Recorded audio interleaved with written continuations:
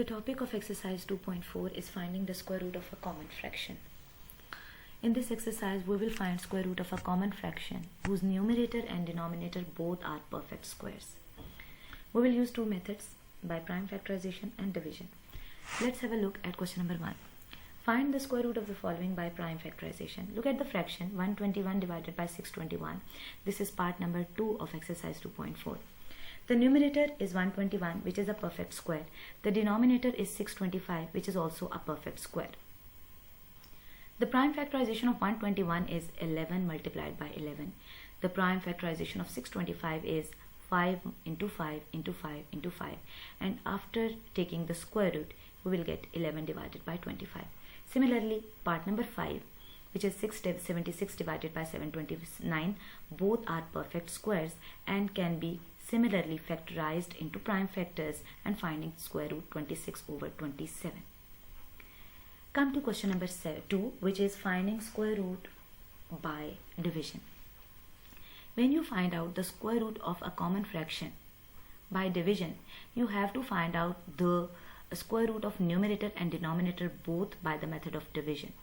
So, as previously done, the square root of 1024 by division is 32 and square root of 1225 by division is 35. So square root of 1024 divided by 1225 is 32 divided by 35. Look at part number 5. This is a mixed fraction. To find the square root of a mixed fraction, you have to convert it into a common fraction. So 5 whole 41 over 64 is equal to 361 divided by 64. By using the division process, the square root of 361 is 19 and the square root of 64 is 8. So the square root of 361 divided by 64 is 19 divided by 8. If the question is in the form of mixed fraction, you have to give the answer in the form of the mixed fraction. So 19 over 8 is equal to 2 whole 3 over 8. The home task is to complete exercise 2.4 on the assignment sheets. In exercise 2.5, we will find the square root of the decimal fractions which are perfect squares.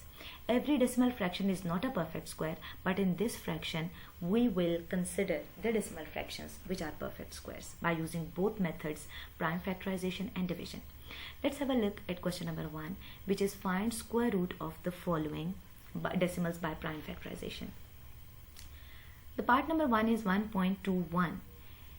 By using the method of prime factorization, we have to convert the decimal fraction into a common fraction.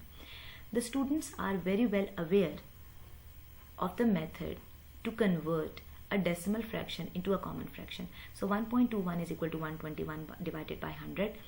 Do the common factorization of 121 and 100 and the answer is 11 divided by 10. If the question is in the form of a decimal fraction, you have to convert the answer to decimal fraction as well. So 11 divided by 10 is equal to 1.1. Similarly, considering part number 2, 12.25 is converted into common fraction 1225 divided by 100. Using the method of prime factorization, the answer is 35 divided by 10 and the decimal fraction is 3.5. In question number 2, we have to find out the square root of the following decimals by division method. Using division method on a decimal fraction is a little different because we will consider the left side of the decimal point separately for pairing and the right side of the decimal point separately for pairing. The digits at the left side of the decimal point are paired from right to left and the digits at right side of the decimal place are paired from left to right, as you can see the direction of arrowheads. The number is 0.3249.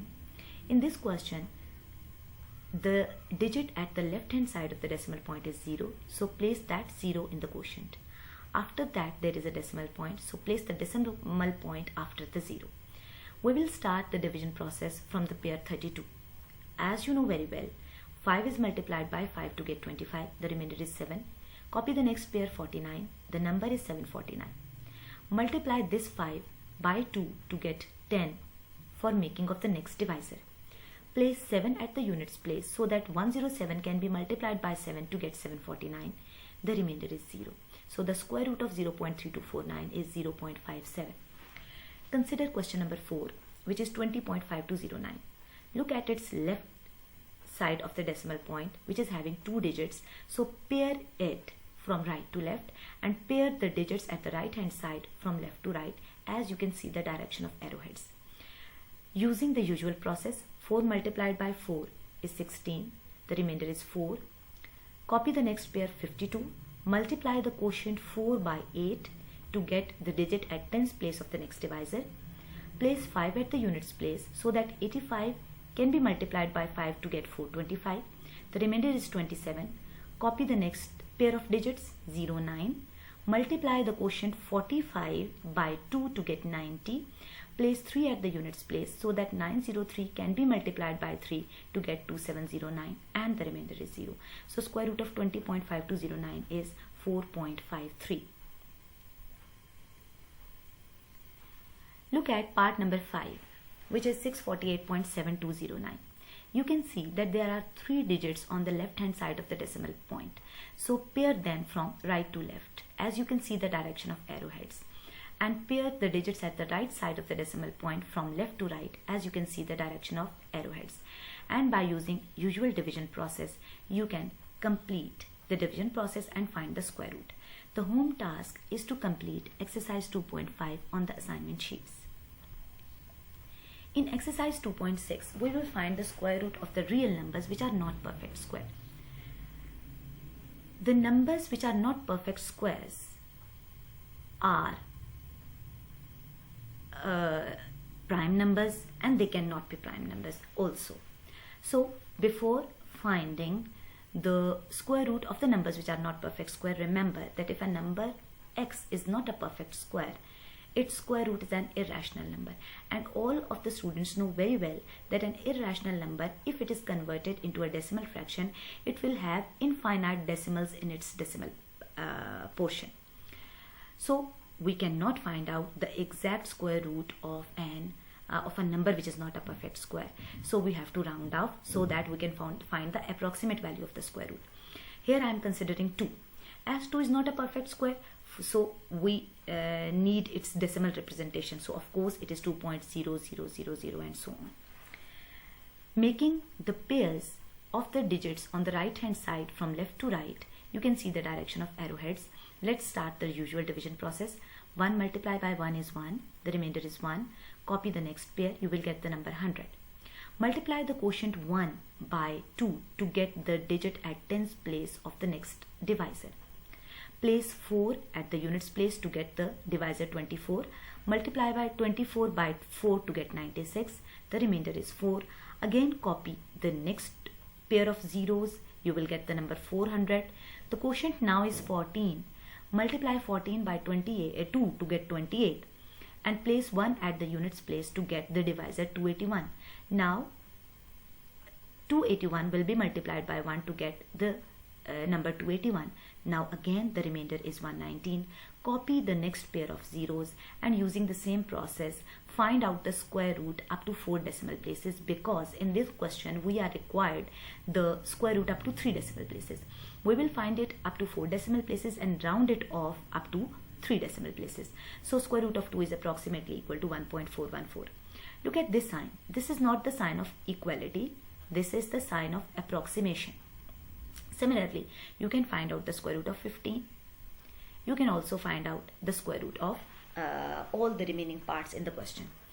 Look at question number 2. Find the square root of the following up to 2 decimal places. These are the decimal fractions which are not the perfect squares. So as previously done, the digits at the left side of the decimal point are paired from right to left, and the digits at the right side of the decimal point are paired from left to right. Consider 28. 5 5s are 25, the remainder is 3.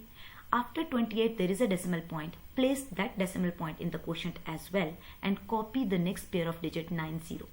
Now the number is 390. Multiply the quotient 5 by 2 to get 10 and place 3 at the units place to get the divisor 103. Multiply by 103 by 3 to get 309. The remainder is 81. You have seen that while pairing, we have only 9 at the right hand side, as we have to make pairs. So we will place a 0 with this 9 to make a pair of 90. So copy the next two zeros to make 8100. Multiply the quotient 53 with 2 to get 106. Place 7 at the units place to get the divisor 1067. Multiply 1067 by 7 to get 7469. Now the remainder is 631. After copying the next two zeros, the number is 63100. Multiply 5.37, or you can say 537, by 2 to get 1074 and place 5 at the units place to multiply 10745 by 5 to get 53725. Again the remainder is 9375, and put the dots to show the continuity of the process. Put the dots in the quotient as well to show the continuity. As we need to find out the square root up to 2 decimal places, so we will find it up to 3 decimal places and round it off to get the approximate value of the square root. As you can see that we have to round off to 2 decimal places. So after 2 decimal places there is a 5. You know, the students have studied the rules of rounding off. If this digit is greater than 5, we have to add 1 in the previous digit. If this digit is less than 1, we will not add 1. The previous digit remains as it is. And if this digit is exactly 5, we will make the previous digit even. So as it is 7, so it will be approximately 5.38. On the same lines, you can do the remaining questions. So the home task is to complete exercise 2.6 on the assignment sheets.